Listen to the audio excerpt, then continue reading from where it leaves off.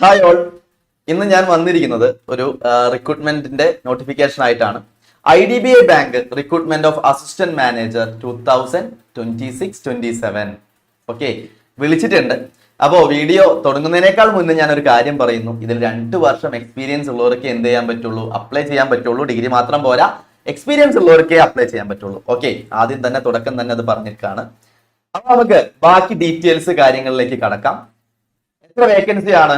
ഇപ്പൊ നമ്മൾ നോട്ടിഫിക്കേഷൻ കാര്യങ്ങളൊക്കെ അറിയണമെങ്കിൽ അവരുടെ ഒഫീഷ്യൽ വെബ്സൈറ്റിൽ നിങ്ങൾക്ക് നോക്കി കഴിഞ്ഞു കഴിഞ്ഞാൽ ഡൗൺലോഡ് ചെയ്തെടുക്കാം. ഓൾമോസ്റ്റ് എല്ലാ കാര്യങ്ങളും നമ്മളിവിടെ പറയുന്നുണ്ട്. ടോട്ടൽ 200 വേക്കൻസി, 200 വേക്കൻസി ആണുള്ളത്. General 81, ST 30, ST 50, OBC 54, EWC 20, കൂടാതെ PWD കാൻഡിഡേറ്റ്സിന് 2, 4, 8 വേക്കൻസിയും കൂടി ഉണ്ട്. ടോട്ടൽ 200 വേക്കൻസിയിലേക്കാണ് എന്ത് വന്നിരിക്കുന്നത്, നോട്ടിഫിക്കേഷൻ വന്നിരിക്കുന്നത്. ഓക്കെ, ഇനി നമുക്ക് അതിൽ ഏറ്റവും ഇമ്പോർട്ടന്റ് ആയിട്ടുള്ള ഡേറ്റ് കാര്യങ്ങളിലേക്ക് കടക്കാം. Cut off date for eligibility criteria. നിങ്ങളുടെ എഡ്യൂക്കേഷൻ ആയിക്കോട്ടെ, ഏജ് ആയിക്കോട്ടെ, അതേപോലെ തന്നെ വർക്ക് എക്സ്പീരിയൻസ് ആയിക്കോട്ടെ, എല്ലാം ഈ March 1, 2026 എന്നുള്ള ഡേറ്റ് ആണ് കട്ട് ഓഫ് ഡേറ്റ്. അഡ്വർടൈസ്മെന്റ് വന്ന ഡേറ്റ് March 6 ആണ്. ഇനി ഓൺലൈൻ ആയിട്ടാണ് അപ്ലൈ ചെയ്യേണ്ടത്. ഫീസ് ഉണ്ട്, അതൊക്കെ നമുക്ക് ഡിസ്കസ് ചെയ്യാം. അപ്പോൾ ഓൺലൈൻ രജിസ്ട്രേഷൻ, ഫീസ് അടയ്ക്കാനും എല്ലാത്തിനും കൂടിയുള്ള ടൈം എന്നാണ് March 8 തൊട്ട് March 19 വരെയാണ്. 2026 March 8 തൊട്ട് March 19 വരെ. ഇനി പേയ്മെന്റ് ഓഫ് അപ്ലിക്കേഷൻ ഫീ ഞാൻ ഓൾറെഡി പറഞ്ഞു. Tentative date of online test. Online test അപ്പോൾ ഒറ്റ എക്സാമേ ഉള്ളൂ, അത് ആഫ്റ്റർനൂൺ സെക്ഷൻ ആണെന്ന് പറഞ്ഞിട്ടുണ്ട്. എന്നാണ്? April 12, 2026 April 12 നമുക്ക് എന്ത് വരാം, ഓൺലൈൻ ടെസ്റ്റ് വരാം. ഓക്കെ, ഇത്രയും കാര്യങ്ങളാണ് ഡേറ്റിൽ നമ്മൾ ഓർത്തിരിക്കേണ്ടത്. ഇനി ഏറ്റവും ഇമ്പോർട്ടന്റ് എലിജിബിലിറ്റി ക്രൈറ്റീരിയ അവിടെ വീണ്ടും എടുത്ത് പറഞ്ഞിട്ടുണ്ട്. March 1 ആണ് അതിന്റെ cut off date. Age minimum 21 years, maximum 30. Okay, candidate must have been born not earlier than March 2, 1996 and not later than March 1, 2005. Both date inclusive എന്ന് പറഞ്ഞിട്ടുണ്ട്. Educational qualification graduation from any recognised university. അപ്പോൾ graduation വേണം. അത് BCom ആയിക്കോട്ടെ, BTech ആയിക്കോട്ടെ, BSc ആയിക്കോട്ടെ, BA ആയിക്കോട്ടെ, graduation ഉണ്ടായിരിക്കണം. Passing only a diploma course will not be considered as a qualifying eligibility criteria. ഡിപ്ലോമക്കാര്, അതായത് ഡിഗ്രി ഇല്ലാതെ ഡിപ്ലോമ മാത്രമായിട്ടുള്ള ഒരാളെ എന്ത് ചെയ്യില്ല, പരിഗണിക്കില്ല. ഇതിൽ ഏറ്റവും മോസ്റ്റ് ഇമ്പോർട്ടന്റ് ആയിട്ടുള്ള കാര്യം വർക്ക് എക്സ്പീരിയൻസ് ആണ്. Post qualification work experience of minimum 2 years in any scheduled public sector bank, private sector bank, cooperative bank, regional rural bank. Candidates having experience in branch banking, operation, retail asset, credit and sales and third party products etc. shall be preferred. നിങ്ങൾ ഒരു ബാങ്കിൽ work ചെയ്യുന്ന employee ആണോ, permanent employee ആയിരിക്കണം. Minimum 2 വർഷത്തെ qualification ഉണ്ടായിരിക്കണം. അത് ബ്രാഞ്ചിലെ വർക്കിംഗ് ആവാം, ഓപ്പറേഷൻ വർക്കിംഗ് ആവാം, റീറ്റെയിൽ അസറ്റിലായിരിക്കാം, credit and sales and third party products, ഇതെല്ലാം എന്ത് ചെയ്യും, നമുക്ക് എക്സ്പീരിയൻസ് ആയിട്ട് പരിഗണിക്കും. ബട്ട് അത് ഷെഡ്യൂൾഡ് പബ്ലിക് സെക്ടർ ബാങ്ക് ആയിരിക്കണം, അല്ലെങ്കിൽ പ്രൈവറ്റ് സെക്ടർ ബാങ്ക് ആയിരിക്കണം, കോപ്പറേറ്റീവ് ബാങ്ക് ആയിരിക്കണം, റീജിയണൽ റൂറൽ ബാങ്ക് ആയിരിക്കണം. ഡിസറബിൾ ക്വാളിഫിക്കേഷനെ കുറിച്ച് പറഞ്ഞിട്ടുണ്ട്, അത് ജസ്റ്റ് ഒന്ന് വായിച്ചു നോക്കാം. ഓക്കെ, ഇപ്പൊ ഇത്ര കാര്യമാണ് ഇതിൽ ഏറ്റവും ഇമ്പോർട്ടന്റ് ആയിട്ട് വരുന്ന കാര്യങ്ങൾ.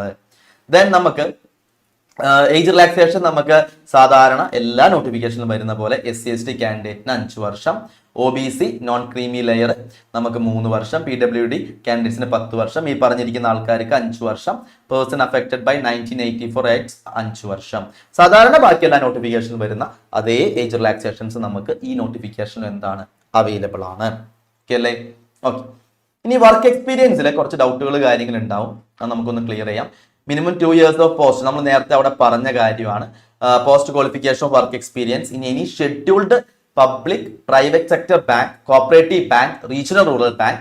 Candidates having experience in branch banking, operation, retail asset, credit, sales etc. shall be preferred എന്ന് പറഞ്ഞിട്ടുണ്ട്. ഇനി പറ്റാത്തത് പിന്നെ ഏറ്റവും എന്താണ് important, full time experience as a permanent employee ആയിരിക്കണം.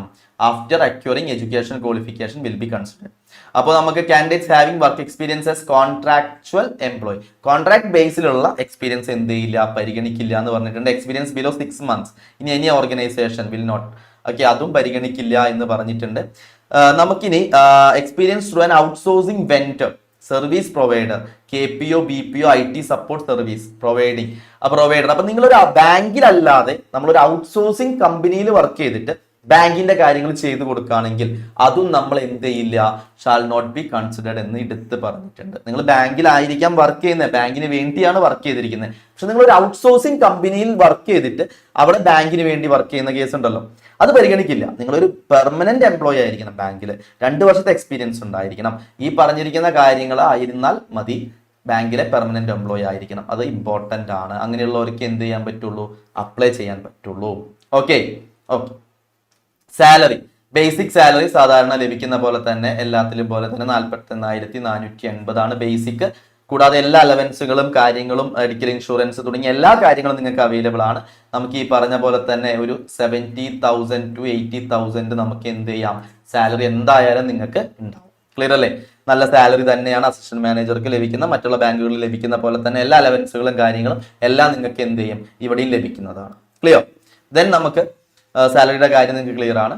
ഇനി അപ്പോയിന്റ്മെന്റ് നമുക്ക് ഗ്രേഡ് എ ഓഫീസർ പോസ്റ്റിലേക്കാണ് വരുന്നത്. Probation period for A 1 year ആണുള്ളത് ഫ്രം ഡേറ്റ് ഓഫ് ജോയിനിങ്. അതിനുശേഷം നിങ്ങൾ പെർമനന്റ് ആയിരിക്കും. ബാക്കി ബാങ്കിന്റെ എല്ലാ ഡീറ്റെയിൽസും IDBI ബാങ്കിന്റെ കണ്ടീഷൻസ് എങ്ങനെയാണോ അതനുസരിച്ചുള്ള കാര്യങ്ങൾ എല്ലാം ഉണ്ടാവും. ഓക്കെ. സാധാരണ ഒരു പ്രോസസ്സ് പോലെ തന്നെയുള്ള കാര്യങ്ങളാണ് ഇവിടെയും പറഞ്ഞിട്ടുള്ളത്. ഓക്കെ ആണല്ലോ?